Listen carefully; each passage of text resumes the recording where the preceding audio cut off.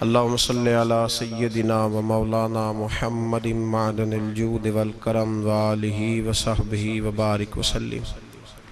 تمام تعریفیں اللہ تعالیٰ جل مجدہ الکریم کے لیے، ہر قسم کے درود و سلام نبی محترم شفیع محتشم آقا کل ختم رسول دانا سبل احمد مجتبیٰ جناب حضرت محمد مصطفیٰ صلی اللہ تعالیٰ علیہ وسلم کی ذات والا صفات کے لیے حمد و صلات کے بعد، عزیز دوستو بزرگو، اللہ تبارک و تعالیٰ نے ایک قانون ارشاد فرمایا ہے۔ وہ قانون یہ ہے کہ امانت اس شخص کے سپرد کرنی چاہیے جو امانت کا اہل ہو۔ جب امانتیں ان لوگوں کے پاس جاتی ہیں جو ان کے اہل نہیں ہوتے، جو ان امانتوں کو سنبھالنے کی قابلیت نہیں رکھتے، پھر معاشرے کے اندر بہت بڑا بگاڑ پیدا ہوتا ہے۔ اتنا بڑا بگاڑ پیدا ہوتا ہے کہ جس کا خمیازہ کئی نسلوں کو بھگتنا پڑتا ہے۔ اہلیت، قابلیت، صلاحیت یہ اور چیز ہے، تقوی، پرہیزگاری، محبت یہ ایک اور چیز ہے۔ ہمارے ہاں اب ڈھیروں چیزیں، لاتعداد چیزیں ایسے لوگوں کے قابو چلی جاتی ہیں جن میں کوئی اہلیت اور قابلیت نہیں ہوتی اس چیز۔ ہماری جدید زبان میں کہا جاتا ہے میرٹ۔ جو لوگ میرٹ پر پورے نہیں اترتے ان تک وہ چیزیں چلی جاتی ہیں۔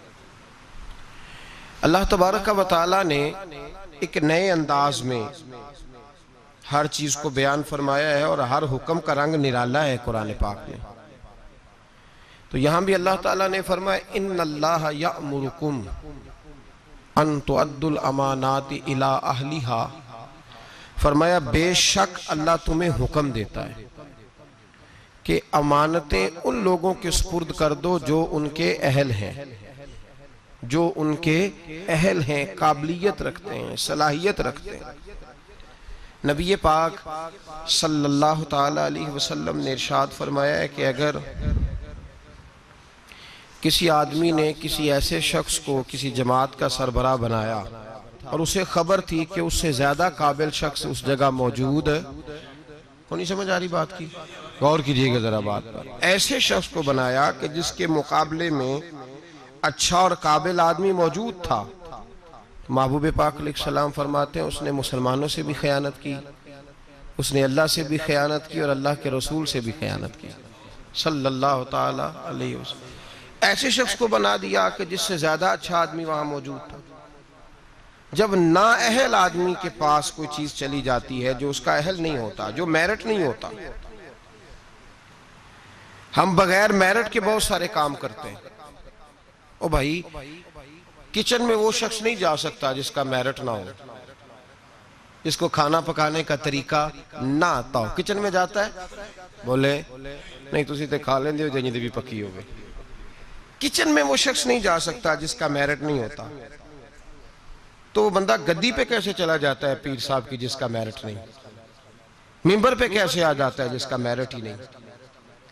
وہ آپ کی اسمبلی میں کیسے بیٹھ جاتا ہے جس کا میرٹ ہی نہیں؟ آپ اس کو ایوان صدر اور ایوان وزیر اعظم میں کیسے برداشت کرتے ہیں جس کا میرٹ ہی نہیں وہاں بیٹھنے کا، صلاحیت ہی نہیں، قابلیت ہی نہیں؟ بھئی جو آپ دیکھیں نا 550 آدمی بیٹھا ہے بڑے جہاز کے اندر، بڑے جہاز میں، کبھی کسی نے کھڑے ہو کے دعویٰ کیا ہے کہ چلو جی پائلٹ صاحب پیچھے ہو جاؤ تھوڑی دیر کے لیے میں نے بھی ڈرائیو کرنا ہے؟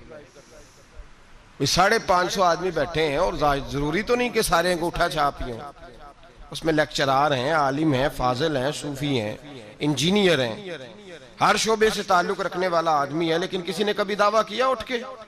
جی بولے تو اگر کر دے تو اول تو کیا نہیں، اور اگر کر دے تو میرا خیال ہے پائلٹ کہے گا دروازہ کھول کے چلو میں بھی تھک گیا ہوں 5 منٹ تجھے دیتا ہوں، دے گا وہ؟ اور اگر پائلٹ مان جائے، مثال دے رہا ہوں سمجھانے کے لیے، پائلٹ مان گیا کہ ٹھیک ہے میں 5 منٹ دیتا ہوں، تو جو باقی کرسیاں ساری لوگ بیٹھے ہیں وہ سارے کہیں گے ٹھیک ہے پائلٹ صاحب 2 باری، کیا کریں گے وہ؟ جی یہ تو جب بیٹھے ہوں گے تب پتہ چلے گا نا بنے گا کیا. وہ پائلٹ کو کہیں گے کہ تیرا دماغ ٹھیک ہے, اس قابل ہی نہیں تو بٹھا رہا ہے. ہمارے ہاں ہر آدمی کھڑے ہو کے اعلان کر رہا ہے میں پیر صاحب ہوں, ہر آدمی. کوئی اس کو منع ہی نہیں کر رہا کہ تیرے اندر بھائی صلاحیت نہیں, تجھے تو بسم اللہ شریف نہیں سیدھی پڑھنی آتی. ہر آدمی کھڑے ہو کے اعلان کر رہا ہے کہ میں بہت بڑا مفتی ہوں, مولوی صاحب سے مسئلہ نہ پوچھنا, میں خود بتا لیتا ہوں, مولویوں کو کیا پتا, مجھ سے پوچھو. کوئی بندہ نہیں اس سے کہتا کہ بھائی تیرا شعبہ ہی نہیں, تیرا میرٹ ہی نہیں, تو کیوں بول رہا ہے اس معاملے میں, چپ کر خاموش ہو. سارے موقع دے رہے ہیں, کہتے ہیں ٹھیک ہے تو بھی مسئلہ بتا, چل تو بھی مسئلہ بتا, سارے اس کو موقع دے رہے ہیں. اور پھر جب ایک تو بول سارے رہے ہیں, پھر موقع مل رہا ہے, اور پھر جو ہم دائیں بائیں ہیں کوئی شخص یہ کہنے کو تیار نہیں, اس کی خوشامد ہو رہی ہے, کہتے بڑا اچھا ہے بڑا اچھا ہے, بار کہتے رہیں گے جعلی ہے غلط ہے برا ہے, سامنے جا کے کوئی بولنے کو تیار ہے. کیا ہو رہا ہے یہ؟ اللہ فرماتا ہے کہ امانت اہل کے سپرد کرو اور نا اہل کو امانت نہ دو. نبی پاک صلی اللہ علیہ وسلم نے فرمایا اگر تم نے نا اہل کو دے دی تو فساد ہو جائے گا. یہاں ہو رہا ہے فساد, کسی جگہ کا کوئی میرٹ نہیں. مولوی صاحب پیسے تھوڑے لینے چاہیے بس ان کو. وہ اگر پچھلا امام 12,000 لے رہا تھا تو اس نے کہا میں 10,000 میں نماز پڑھاؤں گا, تو ہمیں اتنا پتا ہے کہ 2,000 بچا ہے, یہ نہیں ہمیں پتا اس بیچارے کو نماز کی 6 شرطیں بھی آتی ہیں کہ نہیں, امامت کی 6 شرطیں اس کو وہ بھی آتی ہیں کہ نہیں, وہ کوئی 2-4 صورتیں صحیح تلفظ سے پڑھ سکتا ہے, اس کو پتا ہے کسی شے کا, کوئی خبر نہیں. مولوی صاحب جمعے کا 1 گھنٹہ کسی نہ کسی طریقے بول کے وقت گزار لیں گے, اتنا تو سب کو پتا ہے, لیکن وہ کیا بولیں گے, قرآن کی روشنی میں بولیں گے, حدیث کی روشنی میں بولیں گے, نبی پاک صلی اللہ تعالی علیہ وسلم کے ارشادات کی روشنی میں قوم سے بات کریں گے یا نہیں کریں گے, اس کا کسی شخص کو پتا. پیر صاحب تویز دے رہے ہیں, پھونک مار رہے ہیں, کبھی کھول کے دیکھو تو صحیح اس نے تویز میں لکھا کیا ہے,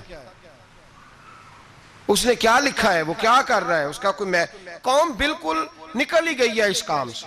اس کا نقصان یہ ہوا ہے کہ ہر شعبے میں غلط آدمی, اللہ معاف کرے, ہر شعبے میں ایسے لوگ فٹ ہو گئے جو بالکل انفٹ تھے, بالکل کوئی دور دور تک ان کا تعلق نہیں تھا, اور ہم نے اپنے ساتھ بڑے لوگ فٹ کیے ہوئے ہیں جو انفٹ ہیں. دوست کس کو رکھنا چاہیے, خوشامدی کو, تو ہم نے کون سے رکھے ہوئے ہیں جی, جن کو ہم کہیں تاش کھیلو تو وہ تاش کھیلیں, جن کو ہم کہیں بیڈمنٹن کھیلو تو وہ بیڈمنٹن کھیلیں, جو ہماری مرضی کے مطابق چلیں وہ ہمارے دوست ہیں. اور جو کو تھوڑا سا ہمیں سمجھائیں, تھوڑا سا کہیں کہ نہیں تیرے اندر یہ غلطی ہے, وہ دشمن ہے. ہم پھر فارورڈ بلاک بناتے ہیں علیحدہ سے, 2-3 دوست علیحدہ لے کے بیٹھتے ہیں, کہتے ہیں میرے خلاف ہو گیا, جلتا ہے. ہمیشہ سمجھدار آدمی دوست مشیر ہوتا ہے, دوست کے اندر صلاحیت ہوتی ہے, دوست جو ہوتا ہے وہ آپ کو لے کے چلتا ہے. میرے نبی پاک صلی اللہ علیہ وسلم نے فرمایا المرء علی دین خلیلہ ہی, انسان اپنے دوست کے مذہب پر ہوتا ہے, وہ اپنے دوست کے, جو اس کے دوست کا مذہب ہوگا وہ اسی کا مذہب ہو جائے گا. اتنا بڑا درجہ دیا, ہم نے کبھی سوچا ہی نہیں. جو آیا جس نے کہا چودھری صاحب, سیٹھ صاحب, علامہ صاحب, بلے بلے کیا بات ہے, ابے کے خلاف ہم بات کرنے لگے تو وہ اس میں شامل ہو گیا, اماں کے خلاف بولنے لگے تو وہ اس میں شامل ہو گیا.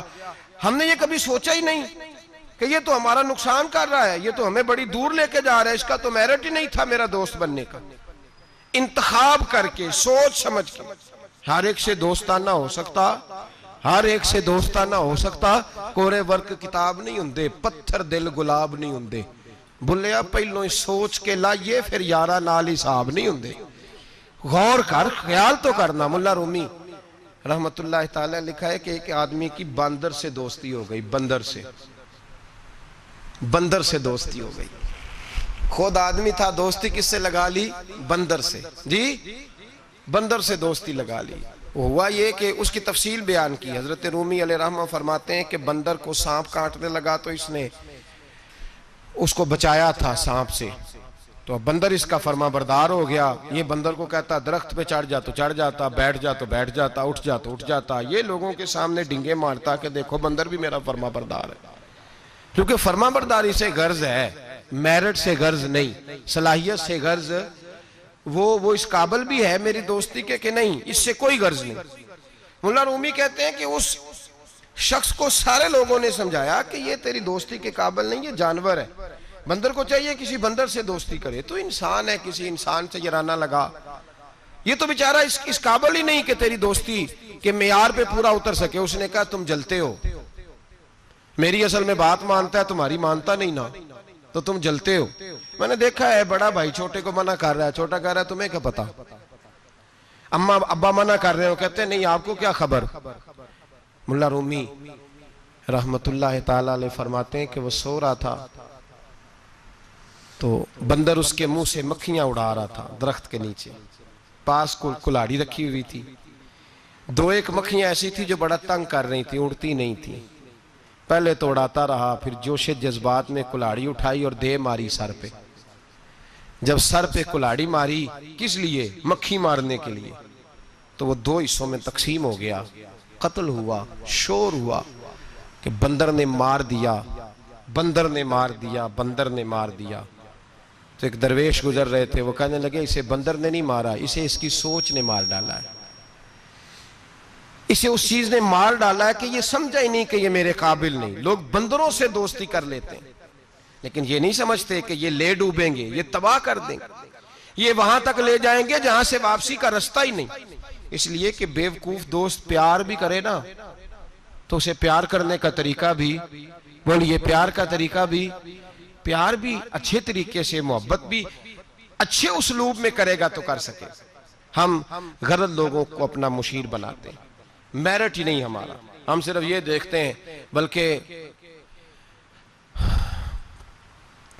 بندہ تگڑا ہونا چاہیے، کسی بڑے M N A M P A کے پاس اس کا اٹھنا بیٹھنا ہونا چاہیے، تگڑا ہونا چاہیے، وہ ہمارا دوست ہے، چاہے اس آدمی کو تھوڑا سا بھی سلیقہ نہ آتا ہو بولنے کا۔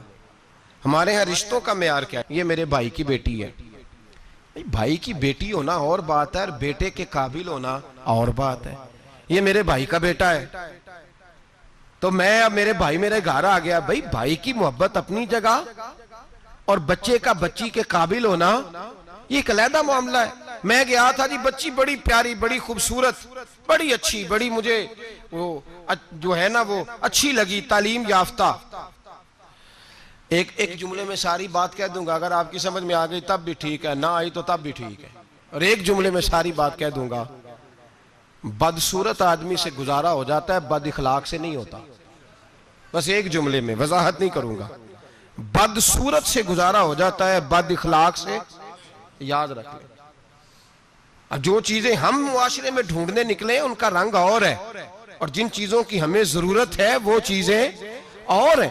ہم ضرورت کی چیز نہیں لا رہے، جو چیز تھوڑی دیر کے لیے آنکھوں کو بھائی تو ہم نے ساری زندگی کے لیے اس کو اپنی زندگی میں دخیل کر لیا۔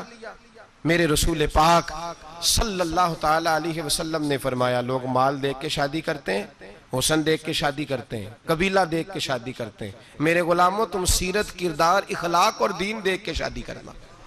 تم دیکھنا کہ اس کے اندر دیکھے نا، ایک خاتون ساری زندگی خاوند کی خدمت میں گزار دیتی ہے، صبح و شام اس کا خیال رکھتی ہے، بظاہر رنگ روپ اتنا پیارا نہیں لیکن اس کا خاوند جتنا اس سے راضی رہتا ہے، اس کا گھر جتنا ٹھنڈا رہتا ہے، اس کا ماحول جتنا اچھا رہتا ہے، اس لیے کہ میرٹ بڑا اچھا آیا۔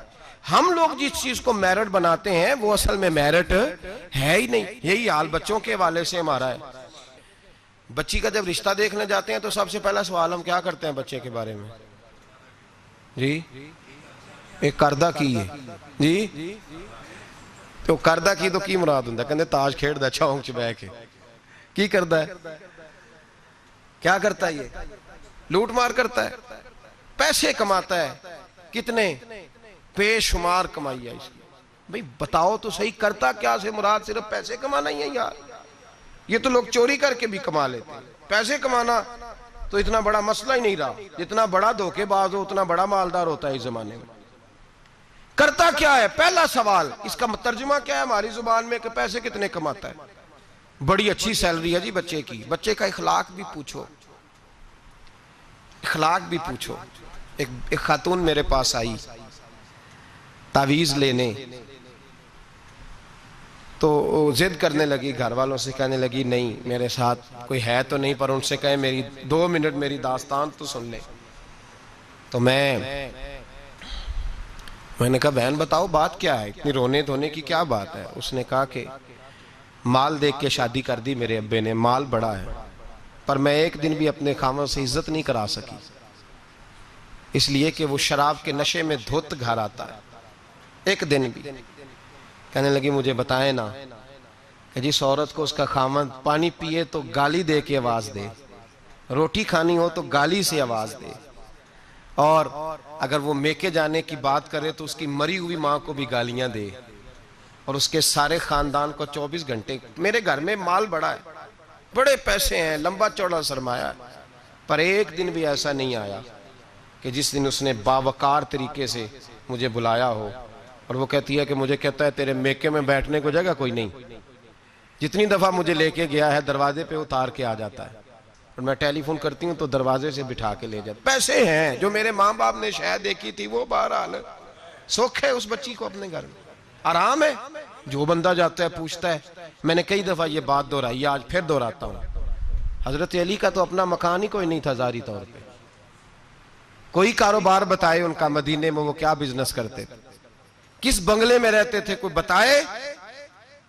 حضرت ابو بکر صدیق رضی اللہ تعالیٰ عنہ نے کہا حضور فاطمہ کے لیے رشتہ، جناب عمر نے کہا فاطمہ کے لیے رشتہ، حضرت عثمان غنی جیسے مالدار نے کہا، حضور نے فرمایا میں رب کے فیصلے کا منتظر ہوں۔ فیصلہ آیا تو قرہ مولا علی شیر خدا کے نام نکلا، حضرت علی کے نام قرہ نکلا، تو کہا یا رسول اللہ صلی اللہ علیہ وسلم علی کے لیے رشتہ؟ تو میرے مصطفیٰ نے فرمایا علی کا فخر وہ کمال والا ہے کہ رب کے فرشتے بھی میرے علی پہ فخر کرتے ہیں، اس کا فخر وہ کمال والا فخر ہے کہ فرشتے فخر کرتے ہیں۔ صاحب وہ دیکھیں چیز، وہ میرٹ بنائیں جس سے آپ کو سکون ملے، توانائی ملے، بہار ملے، حسن ملے۔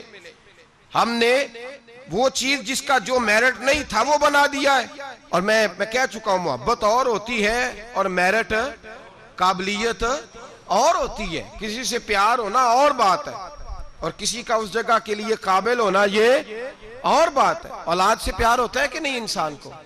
بچے بڑے پیارے ہوتے ہیں، ماں بڑا پیار کرتی ہے، لیکن باپ کی محبت کو بھی کوئی نہیں تول سکتا۔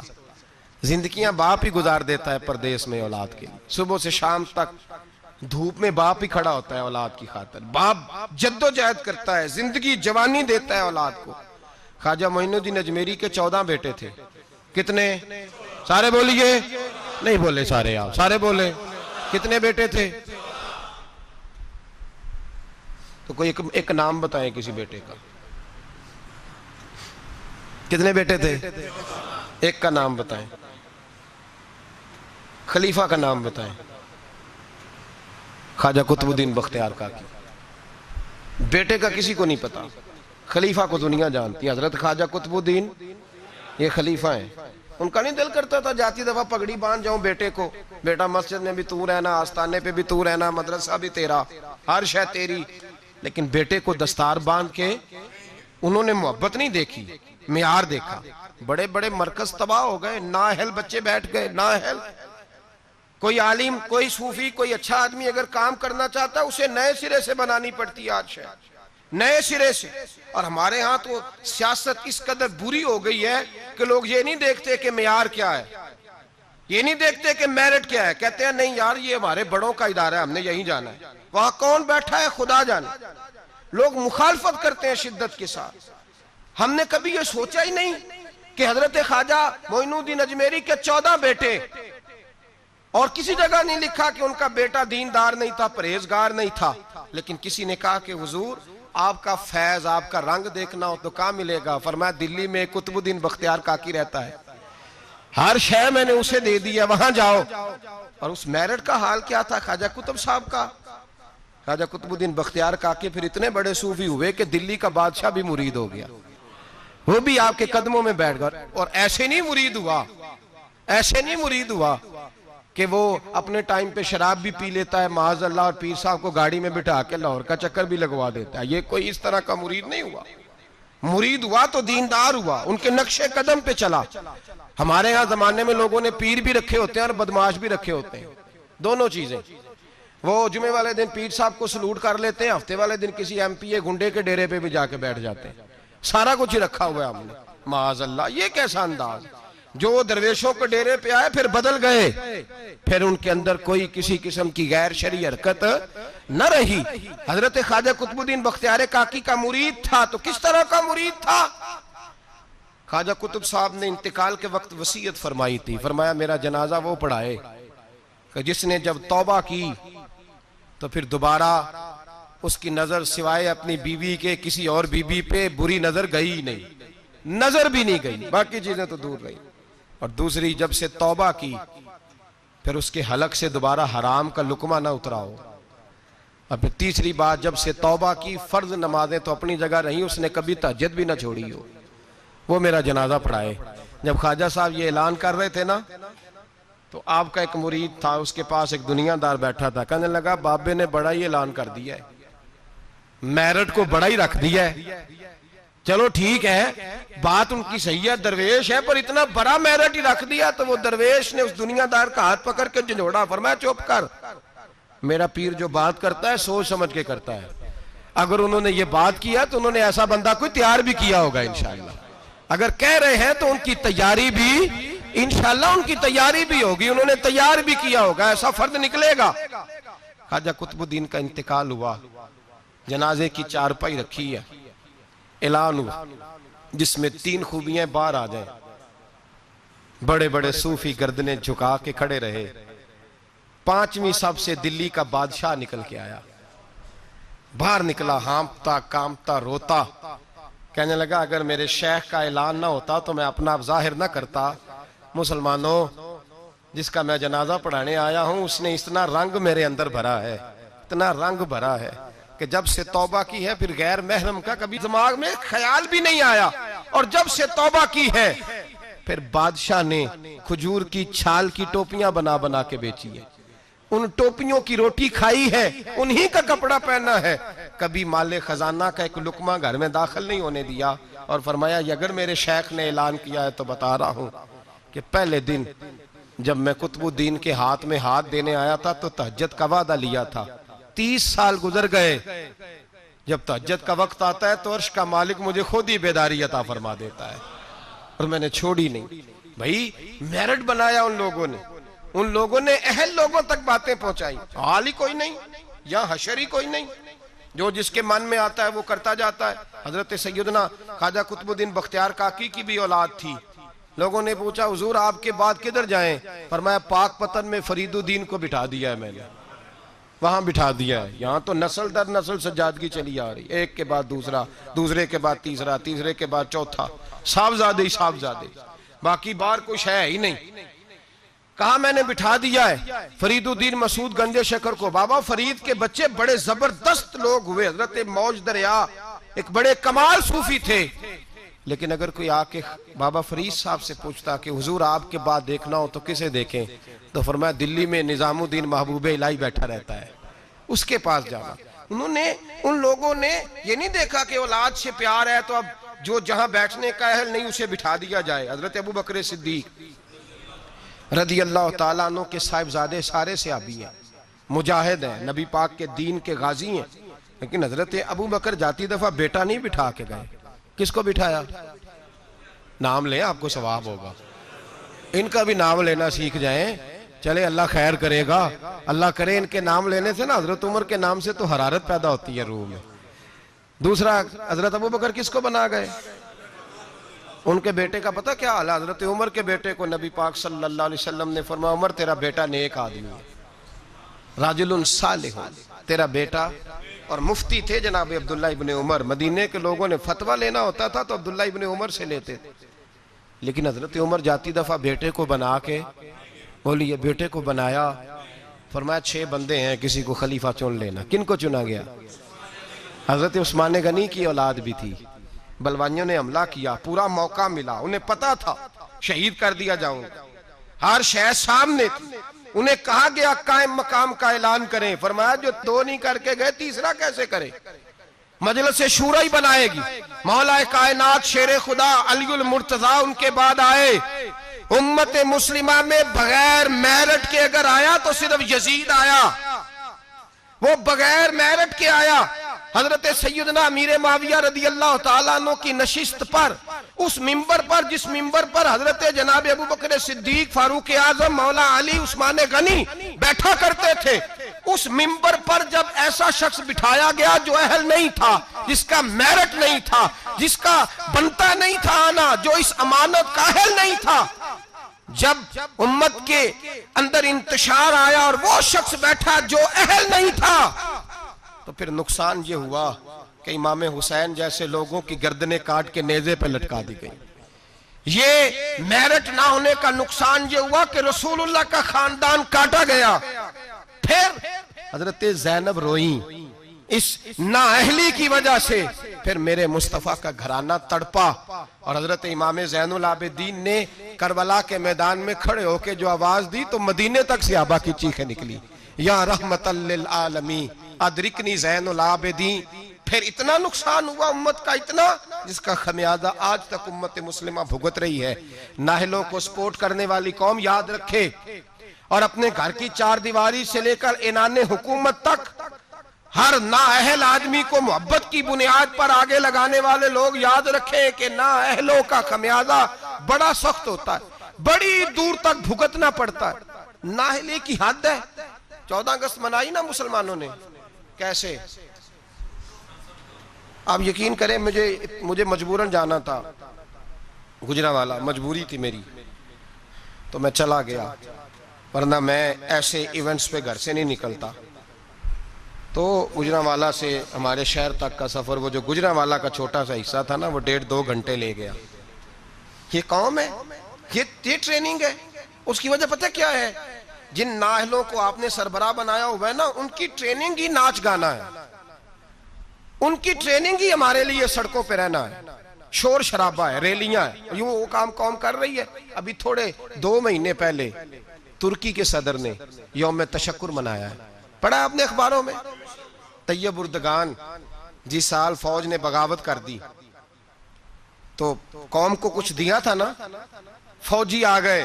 حالانکہ ٹینکوں کے سامنے کھڑا ہونا کوئی آسان بات ہے، لیکن درجنوں لوگ گھروں سے نکل کے آئے اور ٹینکوں کے آگے لیٹ کے جانے دی. کہا ہمارا حکمران بڑا اچھا ہے، ہم جانے نہیں دیں گے. یہ میں آپ کو داستان حضرت عمر بن عبدالعزیز کی نہیں سنا رہا ہوں، اس شخص کی سنا رہا ہوں جو زندہ ہے. اور اس شخص نے یوم تشکر منایا تو پتہ کس طرح منایا؟ اس نے کہا صبح سے لے کے دوپہر تک قرآن پڑھا جائے گا اور عصر سے لے کر مغرب تک ذکر کیا جائے گا، اور فرمایا جب عشاء کی نماز ہو جائے تو میرا سارا ترکی مدینے کی طرف منہ کر کے کہے الصلاۃ والسلام علیکہ یا رسول اللہ، الصلاۃ والسلام علیکہ یا رسول. اور یہ والا درود اس نے لکھ کے دیا، لکھ کے.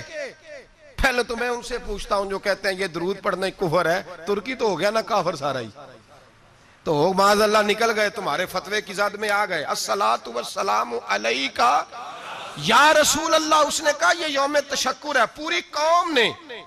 پوری قوم نے رات کو پڑھا، اور جب اس نے اعلان کیا تو علماء اہل سنت نے فیصلہ کیا تو بھی پڑھے گا تو ہم بھی تیرے ساتھ پڑھیں گے. پورے ہندوستان میں پڑھا گیا، پاکستان میں، ہماری اس مسجد میں. میں نے منسوخ کی مصروفیت اور رات کو دوستوں سے کہا نا یار ہم بھی مل کے پڑھیں گے الصلاۃ والسلام علیکہ. او بھائی یہ آپ کا پڑوسی ملک ہے ترکی، یہ قریب ہے آپ کے، وہ یوم تشکر مناتا ہے تو درود پڑھ کے. اور آپ لوگ اتنے بڑے، وہ میں رات بھی مصروف رہا، صبح فجر کے بعد بھی ایک جگہ مجھے جانا تھا، میں آ کے لیٹ گیا. اتنے بڑے باجے بچوں کو خرید کے دیے بڑوں نے، لو یوم آزادی منا لو. یہ کون سی یوم آزادی؟ یہ جشن منا رہے ہو؟ یہ صرف ہم لوگوں نے ان لوگوں کو چنا ہے جنہوں نے ہمیں صرف شغل میلہ اور یہ گانا باجا سکھایا ہے. خدا را آپ دیکھیں کہ اہلیت کہاں ہے، قابلیت کہاں ہے، کون ہے جو میرٹ کے مطابق چل سکتا ہے. میرے رسول پاک صلی اللہ علیہ وسلم نے نااہل آدمی کو اگر کسی جگہ بٹھائے تو حضور نے تباہی کی بابت ارشاد فرمایا جب امانتیں نااہلوں کے پاس جائیں گی تو تباہیاں ہوں گی، فسادات ہوں گی، پھر فصلیں اجڑیں گی، علاقے تباہ ہوں گے. اہلیت دیکھیں، قابلیت دیکھیں. حضرت عمر فاروق رضی اللہ تعالیٰ عنہ کے صاحبزادے بڑے نیک تھے، پرہیزگار تھے، پر انہوں نے بھی اپنے بیٹے کو بنایا. کسی صحابی نے ایسی کوئی کوشش نہیں کی کہ اپنے بعد ہم اس کو نسل در نسل وراثت کے طور پر چھوڑ جائیں. محبت اپنی جگہ لیکن قابلیت اپنی جگہ. ملا جیون رحمت اللہ علیہ پیر تھے اورنگزیب عالمگیر کے، بادشاہ کے. تو اورنگزیب کے گھر میں نا ایک بوڑھی اماں رہتی تھی. اورنگزیب بڑا پیار کرتے تھے بوڑھی اماں سے. اس کو ہر کام میں اس سے مشورہ ہوتا تو وہ بوڑھی ہر کام میں محبت کی وجہ سے، وہ معاذ اللہ غلط نہیں تھی لیکن محبت کی وجہ سے اس کو پوچھا جاتا. ملا جیون رحمت اللہ علیہ اورنگزیب سے ایک دن کہنے لگے کہ باقی ساری باتیں تو ٹھیک ہیں لیکن اس خاتون کو ہر شے کا نہیں پتا، تو جو اس کے شعبہ جات ہے اس میں تو مشورہ کیا کرو، تو جو اس کا شعبہ نہیں نا اس میں اس سے مشورہ نہ کیا کرو. پیار اپنی جگہ اور قابلیت اپنی جگہ، اہلیت اپنی جگہ. جو اس کا شعبہ ہی نہیں. اب کوئی فقہ کا عالم جا کے اپنی اماں سے کہے کہ میں نے 2 اصول فقہ لکھنے ہیں تو بتائیں کیا کروں، امام شافعی سے لوں کہ امام مالک سے لوں، تو اماں بھی یہی جواب دے گی کہ بیٹے مجھے پتہ ہی نہیں. تو جس چیز کا جو آدمی کا شعبہ نہیں اس میں اس آدمی آپ کابل کے پاس جائیں گے، اہل کے پاس جائیں گے اور اس سے جا کے دیکھیں نا. ہمارے ہاں سائنس کے اندر سبجیکٹ رکھے گئے تو اسپیشلسٹ ہونا ایک سبجیکٹ رکھا گیا. ایک آدمی میڈیکل اسپیشلسٹ ہے، پھر اسے آگے بڑھیں گے آپ تو معدے کا اسپیشلسٹ علیحدہ ہے، آنکھوں کا تو آپ نے اگر معدے کے ڈاکٹر سے دوائی لینی ہے تو آنکھ والے ڈاکٹر کے پاس جائیں گے. میرٹ کو دیکھیں گے آپ، جو اہل ہے آپ اس کے پاس جائیں گے. یہ تھوڑی ہے کہ جو اہل ہی نہیں، قابل ہی نہیں، اسے آپ نے رنگی ہے سیاست دوران تو دیکھیے منزل انہیں ملی جو شریک سفر نہ تھے، جو بیچارے قابل ہی نہیں، ان کو آپ جو ہے وہ والی امانت سونپ دیں گے تو وہ تباہی کریں گے. وہ ملا جیون نے منع کیا لیکن وہ گھر میں بوڑھی اماں کا بڑا دخل تھا. اورنگزیب عالمگیر نے نا گھر کے اندر ایک شوباز رکھا ہوا تھا، باز. وہ اتنا زبردست تھا کہ وہ جا کے بہت ساری خبریں لے آتا تھا، کئی ملکوں کی خبریں لاتا اور لا کے بتاتا تھا کہ فلان جگہ بغاوت ہو رہی ہے، فلان جگہ سازش ہو رہی ہے، بتایا کرتا تھا. پھر اس میں یہ خوبی تھی کہ جب جنگ ہوتی تو وہ ساتھ ساتھ اڑتا اور آ کے فوج کو بتلاتا کہ یہاں جو ہے وہ کمزوری ہے مسلمانوں کی فوج میں تو یہاں فوجی بھیجے جائیں. اور اگر کئی دفعہ ضرورت پڑتی تو چونکہ اس کے ناخن بڑے تگڑے ہوتے تھے، اگر کوئی فوجی کفر کا زیادہ تیز ہوتا تو وہ خود حملہ کر دیتا. اتنا کام آتا تھا.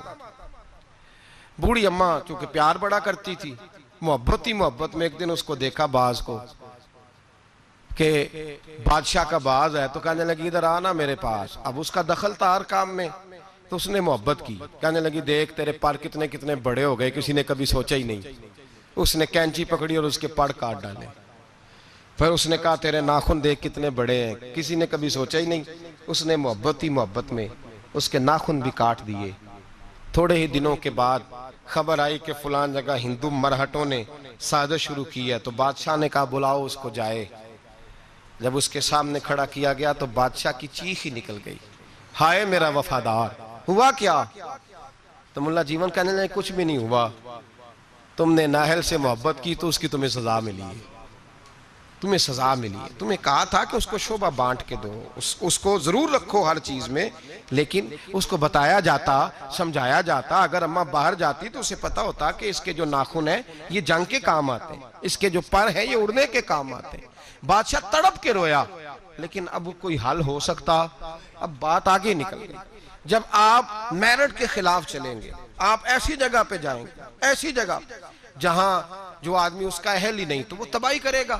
جہاں چڑیاں بیٹھنی چاہیے، اقبال نے کہا کہ زاغوں کے تصرف میں عقابوں کے نشیمن، آئی ہے وراثت میں پیر کی گدی ان کو، زاغوں کے تصرف میں عقابوں کے نشیمن. اقبال کہنے لگا کہ اپنے پیر صاحب کی گدی پہ یہ بیٹھ گیا ہے، پر مصیبت یہ ہے کہ جہاں کبوتر بیٹھنا چاہیے تھا وہاں باز بیٹھ گیا ہے، جہاں بلبل بولنی چاہیے تھی وہاں شیر کو بٹھا دیا ہے. تو وہ کاٹے گا، وہ تباہی کرے گا، وہ تو اپنی درندگی کا مظاہرہ کرے گا. تو یاد رکھیں نااہل آدمی جہاں بھی آئے گا، جس جگہ بھی آئے گا، وہ مجبور ہوگا اپنی بری عادت سے، وہ باز نہیں آ سکے. اس کے اندر وہ تقوی، پرہیزگاری، وہ خصوصیت، وہ صلاحیت جب موجود ہی نہیں تو وہ کیا کرے گا؟ میرے نبی پاک علیہ السلام کے بڑے جلیل القدر صحابی تھے حضرت سعد بن ابی وقاص. ان کو کہا حضرت عثمان نے کہ آپ ایک صوبے کے گورنر بن جائیں. تو انہوں نے آگے بڑھ کے نہیں کہا بسم اللہ گورنری، حالانکہ بڑی خدمات تھی ان کی، وہ لینا چاہتے تو لے سکتے تھے. حضرت سعد بن ابی وقاص فرمانے لگے میں تلوار کا آدمی ہوں، میدان کا آدمی ہوں، میں گورنر ہی نہیں چلا سکتا، میں اس کا اہل نہیں۔ آپ اس طرح کریں، اس کو بنائیں جو سیاست کے امور، لوگوں کی دیکھ بھال، جو چیزیں جو ہیں وہ کر سکتا ہے اس کے سپرد کرے، میں اس کا اہل، میں فوجی ہوں۔ فوجیوں کا کام حکومتیں کرنا نہیں ہوتا، فوجیوں کا کام حفاظتیں کرنا ہوتا ہے۔ حکومتیں کرنا فوجیوں کا کام، تسی بولو تو انہوں کچھ نہیں ہونے لگا، ویڈیو میری بھی بن دیجئے، میری بھی بن دیجئے۔ فوجی کا کام حکومت کرنا، میں ذمہ داری سے بات کر رہا ہوں، آئین پاکستان میں نے منگا کے رکھا ہوا ہے، میرے پاس ہے سارا پڑا ہوا۔ فوجی کا کام حکومت کرنا ہے ہی نہیں، اس کا کام کیا ہے؟ حفاظت کرنا۔ جو اس کی ڈیوٹی ہے وہ کرے گا، جو اس کی ڈیوٹی نہیں وہ کرنے کی اسے اجازت۔ نقصان ہی تب ہوتا ہے جب وہ آدمی آ کے بیٹھ جاتا ہے جسے پتہ ہی نہیں یہ کام کیسے کرنا ہے، جو اس کا شعبہ ہی نہیں، معیار ہی نہیں، تو بڑی تباہی ہوتی ہے۔ حضرت سعد بن ابی وقاص فرمانے لگے میں فوجی ہوں، مجھے تو آپ میدان کی۔ حضرت خالد بن ولید بہت بڑے فوجی تھے نا، جرنیل تھے، تلوار ہے اللہ تعالیٰ کی، لیکن کسی صوبے کے کبھی گورنر نہیں بنے، اس لیے کہ جو ان کا شعبہ نہیں تھا وہاں انہیں لگایا۔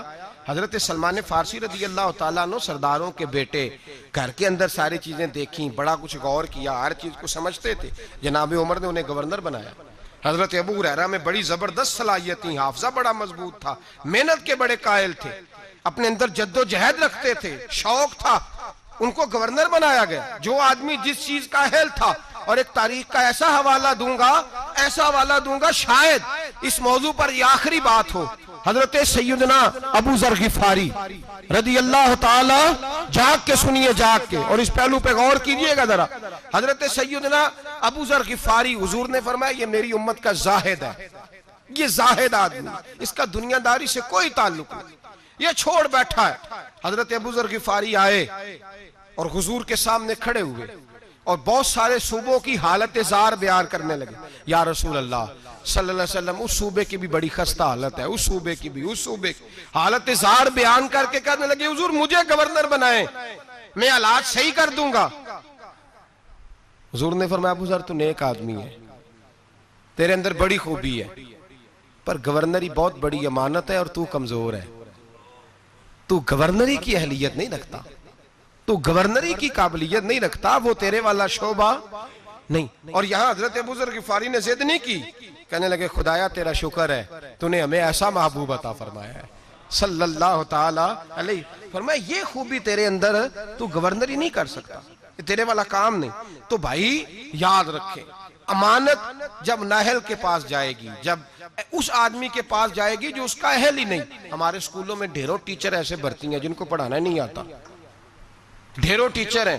اب اتنی امانت ہم کہاں سے لے کے آئیں کہ وہ خود ریزائن کر دیں کہ میں پڑھانے کے قابل نہیں، میرا شعبہ نہیں۔ درجنوں لوگ ہیں، ڈگری اور ہوتی ہے، علم اور ہوتا ہے، ایم اے پاس ہونا اور بات ہے، پڑھانے کی قابلیت ہونا اور بات۔ اب لوگ قابل نہیں لیکن لگے ہوئے ہیں، اہلیت نہیں لیکن لگے ہوئے ہیں، شوق ہی نہیں، جذبہ ہی نہیں، کام کر ہی نہیں سکتے لیکن اس کام پہ لوگ لگے ہوئے ہیں۔ یہی حال باقی سارے محکموں کا بھی ہے۔ ہمارے ملک کے اندر صوبہ پنجاب کا ایک ایسا وزیر تعلیم بھی رہا ہے جو دستخط کرنے نہیں جانتا تھا۔ کس شعبے کا وزیر تھا وہ؟ بولیے۔ اسی لیے تعلیم کا بڑا اچھا حال ہے، وہ اپنے دستخط کرنے انگوٹھا لگایا کرتا تھا۔ اور وزارت کون سی تھی؟ بولیے۔ تو اس کا مطلب ہے اس نے تعلیم بڑی عام کر دی ہوگی، بڑی عام اس نے کر دی ہوگی، اس کو پتہ ہی نہیں، بیچارے کو پتہ ہی نہیں۔ ہمارے ہاں کیا ہوتا ہے، جس آدمی کو جو عہدہ ملتا ہے وہ بھانجے، بھتیجے، خالہ کے بیٹے، ماموں کے بیٹے وہ لے آتا ہے سارے، اب وہ وہاں ایڈجسٹ کرتا ہے، سیٹ کرتا ہے جگہ جگہ۔ اپنے شعبے کو دیکھیں، اگر آپ کے اندر کسی شعبے کی صلاحیت نہیں تو آپ اس کو چھوڑ دیں، علیحدہ ہو جائیں، قابلیت نہیں تو علیحدہ ہو جائیں۔ اور آپ کے ذمہ اگر لگے کسی آدمی کو کسی جگہ تعین کرنا تو پھر بھی آپ اس آدمی کو تعین کریں جو بڑا بہترین ہو۔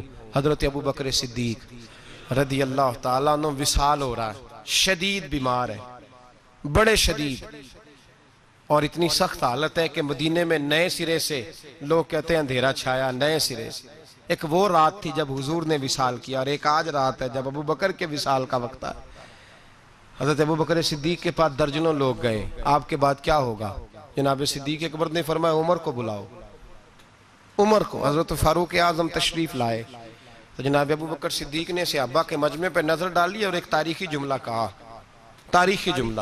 فرمانے لگے میں دنیا سے جا رہا ہوں، یہ وہ وقت ہے جب بہت بڑا جھوٹا بھی سچ بولنے لگتا ہے. وہ سامنے مجھے قبر نظر آ رہی ہے، بہت بڑا جھوٹا بھی سچ بولتا ہے اس موقع پر. فرمایا میری تم سے گزارش ہے کہ میرے بعد عمر فاروق کو اپنا امیر بنا لینا. حضرت عمر دوڑ کے آئے، کہنے لگے حضور میں ڈنڈے کی زبان بولنے والا شخص ہوں، مزاج میں سختی ہے، کس طرح کام چلے گا؟ آپ نے فرمایا عمر تجھے تیری ماں روئے، میں نے تجھے ساری زندگی دیکھا ہے، اس امت کو تیری ضرورت ہے. حضرت عمر فاروق کو پابند کیا تو ایک صحابی پھر بولے، کہنے لگے ابو بکر اللہ کے پاس جا رہے ہو، کیا جواب دو گے؟ حضرت ابو بکر صدیق فرمانے لگے رب کریم نے اگر مجھ سے پوچھا نا میرے بعد میرے محبوب کی امت کا کیا کر کے آیا ہے تو میں عرض کروں گا اے اللہ جو تیرے بندوں میں سب سے اچھا تھا اسے مسلمانوں کا نگران بنا کے آیا، یہ سب سے بہترین تھا. بیٹے موجود ہیں، بھتیجے موجود ہیں، مسلمان ہیں، صحابی ہیں، نمازی ہیں. فرمایا جو سب سے اچھا ہے تقوی کے لحاظ سے، پرہیزگاری کے لحاظ سے میرٹ بنائیں، کبھی زیادتی نہ کریں، کبھی زیادتی نہ کریں، کبھی ظلم نہ کریں. ایک بات سنانے لگا ہوں آپ کو، بڑی اہم بات. حضرت امام محمد بن حسن شیبانی رحمت اللہ علیہ بیٹے کا رشتہ لے کے گئے اور ایسے گھر میں رشتہ طے ہونے لگا جس گھر کی بہت بڑی بات تھی، بہت بڑی بات مکمل ہو گئی بات چیت. یہاں تو ہمارا حال یہ ہے کہ لوگ ڈی سی کالونی میں کرائے کا مکان خریدتے ہیں رشتہ کرنے کے لیے، ادھار 3-4 گاڑیاں پکڑ کے کھڑی کرتے ہیں. میرے پاس طلاق کے کیس آتے ہیں تو پھر مجھے سننے کا موقع ملتا ہے یہ باتیں. کرائے کا مکان لیا، 3-4 گاڑیاں، 2-4 گن مین، اتنی دیر جتنی دیر بچی کا رشتہ. جب شادی ہو گئی تو پھر گاؤں چلے گئے، گاڑیاں واپس ہو گئی. اب جو رشتہ گاڑی کی بنیاد پہ ہوا تھا وہ کتنی دیر قائم رہ سکتا ہے؟ ختم ہو گیا. جتنی دیر گاڑی تھی قائم تھا، جتنی دیر مکان تھا قائم تھا، وہ ختم ہو گیا. رشتے جو ہوتے ہیں وہ اعتبار پہ قائم ہوتے ہیں. تو امام محمد بن حسن بیٹے کا رشتہ کرنا چاہتے تھے تو ایک گھر کے اندر رشتہ کیا بچے کا. بڑے نیک لوگ تھے، پرہیزگار تھے، رشتہ طے ہو گیا. ایک شام امام محمد بن حسن شیبانی ان کے گھر گئے تو فرمانے لگے تمہاری بیٹی کو کتنے رشتے ملتے تھے؟ انہوں نے کہا حضرت سارا بغداد جتنے معززین نیک لوگ تھے سب رشتہ دیتے تھے، لیکن جب آپ کے گھر کا پتہ چلا تو آپ کی بزرگی، آپ کی محبت، آپ کا پیار، آپ کا وقار، دبدبا، ہم نے سوچا کہ اگر امام صاحب کے گھر میں بیٹی چلی جائے تو کیا بات ہے. آپ فرمانے لگے تم اپنی بیٹی کی شادی کہیں اور کر لو. کہ حضور کیوں؟ فرمانے لگے تم نے مجھے دیکھ کے رشتہ دیا ہے، بیٹا دیکھ کے نہیں دیا.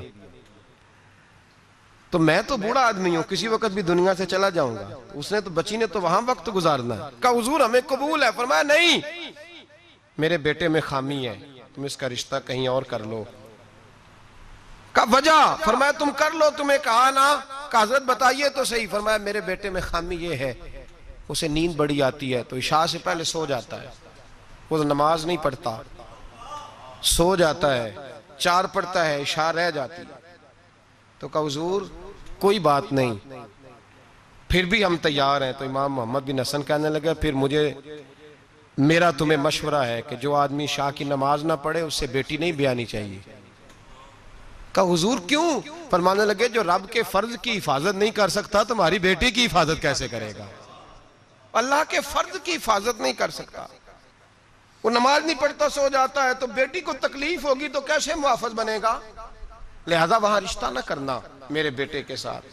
حضرت رشتہ توڑ کے گھر آئے تو بیوی کہنے لگی حضور آپ نے کیا کیا؟ پورے بغداد میں شور ہو گیا ہے کہ باپ بیٹے کے مخالف ہو گیا ہے، باپ بیٹے کی جڑوں میں بیٹھ گیا ہے، باپ نے اپنے بیٹے کا اتنا معزز گھرانے میں رشتہ ہوتا توڑ دیا ہے. سارا بغداد کہہ رہا ہے کہ وجہ کیا ہے؟ باپ بیٹے کے مخالف بیان دے رہا ہے، بات کیا ہے؟ تو حضرت محمد بن حسن فرمانے لگے میں دنیا کے سامنے رسوا ہوا مجھے پرواہ نہیں، میں اللہ رسول کے سامنے سرخرو ہو گیا. وہ بیٹی جو تہجد گزار ہے، عبادت گزار ہے، جو نیک ہے، میں اس بیٹی کو اس کے ساتھ بیاہ دیتا جو عشاء کی نماز بھی نہیں پڑھتا. فرمایا مجھے پتا ہے کہ اس گھرانے میں رشتہ کرنا بہت بڑے اعزاز کی بات ہے، لیکن میں وہ امانت نااہل کے سپرد نہیں کر سکتا، میں نے منع کر دیا. اور میرے بھائی جھوٹ بولتے ہیں لوگ اپنے بیٹے کی خاطر، جھوٹ بولتے ہیں اور پھر پتہ کیا کہتے ہیں؟ پہلے جھوٹ بولتے ہیں، ناراض ہونا ہو تو ضرور ہوئیے گا، پہلے جھوٹ بولتے ہیں، بڑا بائی اخلاق ہے، بولتا ہی نہیں، پھر کہتے ہیں تمہارا میاں بیوی کا معاملہ ہے۔ تو رشتہ طے کرتے وقت بھی میاں بیوی کو کہنا تھا آپس میں طے کر لیتے، نکل گئے آرام سے۔ بیٹی کی عظمتیں بیان کرنے کی باری تھی تو کہتے رہے کہ رابعہ بصری ہے، اس وقت تو کہتے رہے کہ یہ کیا بات ہے اس کی، یہ تو حضرت بایزید کی اماں کی طرف پرہیزگار ہے۔ اور جب سسرال والوں نے شکایت کی، لڑکے نے آ کے کہا کہ سمجھائیے تو کہا تمہارا میاں بیوی کا معاملہ ہے۔ کیسی بات کرتے ہو؟ تم نے نااہل کے سپرد کر دیا اہل کو، ظلم کر دیا۔ میں نے وہ بیٹیاں دیکھی ہیں جنہوں نے رو کے وقت گزار دیا، اور وہ بیٹے دیکھے ہیں جو باپ کی ضد کی بھینٹ چڑھ گئے، جو ماں نے دوپٹہ رکھ دیا پیروں پہ، تو نے میری مرضی سے نہ کیا تو مر جاؤں گی، اور اماں پھر پردے میں چلی گئی اور تباہ کر دیا اس بچے کو۔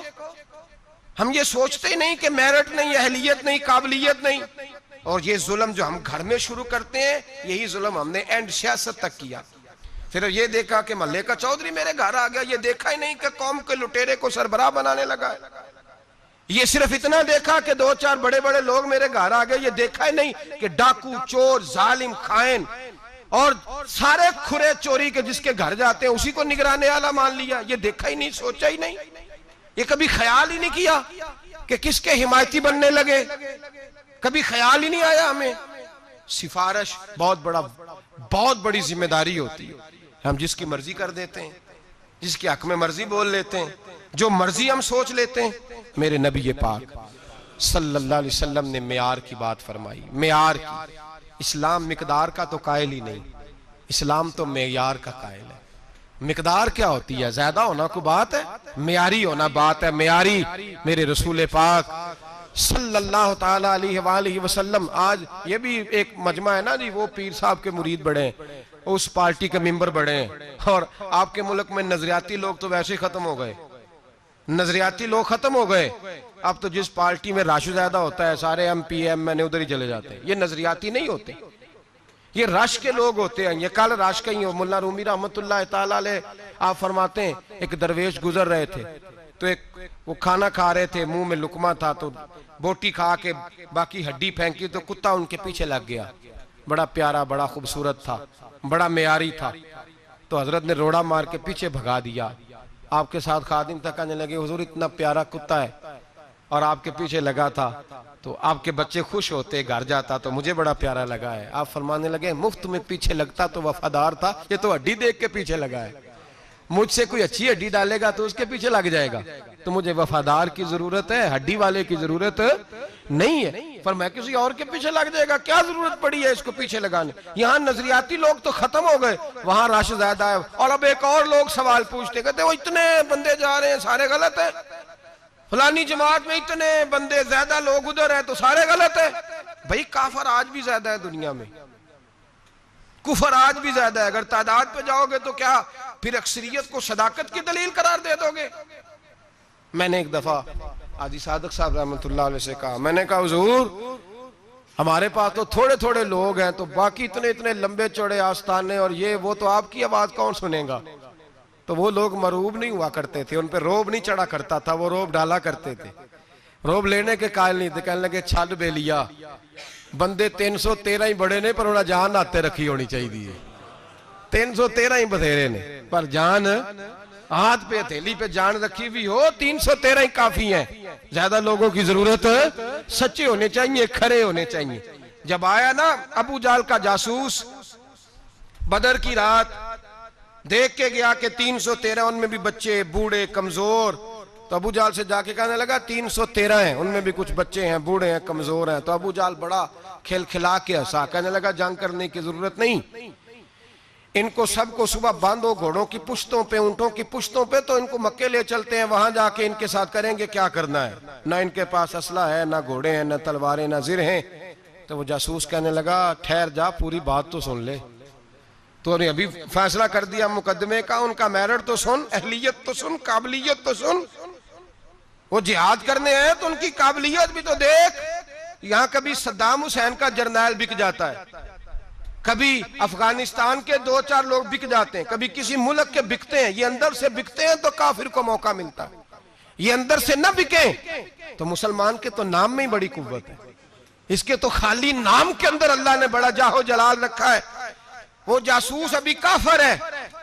ابو جہل سے کہنے لگا پوری بات سن لے, ہے وہ 313 پر ان میں سے واپس جانے کا ارادہ کسی کا بھی نہیں. وہ کفن باندھ کے آئے ہیں, وہ کفن باندھ کے آئے ہیں, واپس جانے نہیں آئے. تو لایا ہے شراب کے نشے میں دھت کر کے, تو کہتا تھا ساری رات اون ذبح کر کے کھلاؤں گا. لیکن وہ سارے جان ہتھیلی پہ رکھ کے آئے. میرے بھائی معیار بنائیں زندگی میں, اپنا معیار بنائیں. اپنا معیار زمانے سے جدا رکھتے ہیں ہم تو, محبوب بھی محبوب خدا رکھتے ہیں. بے معیار زندگی نہ گزارے, جہاں دل کیا بیٹھ گئے, جس کے دسترخوان پہ جی کیا وہیں رک گئے, جس کے ساتھ دل کیا فوٹو لگوا لی. ایسا نہ کریں, معیاری زندگی گزاریں, معیاری لوگ بنیں, اپنا معیار بنائیں. ایسا نہ ہو کہ بندہ جو بھی آئے وہ کہے. نظریات بنائیں, افکار بنائیں, اصول بنائیں. اصولوں کی روشنی میں اپنے شب و روز ترتیب دیں. اپنی زندگی کبھی بھی بے اصولی, بے ڈھبی, بے ترتیب نہ گزاریں. بااصول زندگی گزاریں. بااصول لوگ زندگی میں کچھ کر جاتے ہیں. بااصول لوگوں کا نام ہوتا ہے. میں پھر بات دہراتا ہوں, بااصول لوگوں کا, وہ حضرت سری سکتی رحمت اللہ علیہ درخت کے نیچے لیٹے تھے. درخت آپ سے باتیں کرنے لگا. کہنے لگا حضرت سری سکتی سے, کہنے لگا میری طرح کا ہو جا, خود دھوپ میں جلتا ہوں, لوگوں کو میں چھاؤں دیتا ہوں, سایہ دیتا ہوں, اور لوگ مجھے پتھر مارتے ہیں, میں انہیں پھل دیتا ہوں. تو حضرت سری سکتی فرمانے لگے میں اتنی جلدی باتوں میں نہیں آیا کرتا. اگر تو اتنا ہی اچھا ہے تو تیرا انجام آگ کیوں ہے؟ تو اتنا ہی اچھا ہے تو تیرا انجام آگ ہے. جب تو خشک ہو جاتا ہے تجھے جلا ہی دیا جاتا ہے, تیرا انجام اتنا برا کیوں ہے؟ تو کہتے ہیں وہ درخت کہنے لگا حضور آپ نے تو بڑا پوائنٹ پکڑ لیا. میرے اندر خوبیاں بھی ہیں پر ایک خامی ہے جس کی وجہ سے میں جلا ہی دیا جاتا ہوں, میری راکھ بن جاتی ہے. فرمایا وہ کیا؟ تو درخت کہنے لگا حضور میری خامی یہ ہے کہ جدھر کی ہوا ہوتی ہے میں بھی ادھر کا ہی ہو جاتا ہوں. یہ میری خامی ہے, میں اصول پہ ڈٹا نہیں رہ سکتا, مجبوری یہ ہے. اگر میں ڈٹ جاؤں نا پہاڑ کی طرح تو پھر کبھی بھی جلایا. پہاڑ ڈٹا ہوتا ہے نا تو جو اس سے ٹکراتا ہے اس کا سر پھوٹتا ہے. پہاڑ کو ڈٹا جو ہوا ہے, ان الذین قالوا ربنا اللہ ثم استقاموا تتنزل علیہم الملائکہ, جو ڈٹ جاتے ہیں ان کی مدد کو اللہ فرشتے نازل کرتا ہے. معیار بنائیں زندگی میں, ایسے ہی غیر معیاری زندگی نہ گزاریں. کوئی یہ نہ کہے کہ یہ تو ایسی قوم ہے جو جدھر سارے دوڑتے ہیں یہ بھی ادھر چل نکلتے ہیں. ہوا چاہے جس طرح کی بھی ہو, اقبال نے کہا تھا ہوا گو تند و تیز ہے لیکن چراغ اپنا جلا رہا ہے. وہ مرد درویش حق نے جس کو عطا کیے ہیں انداز خسروانہ.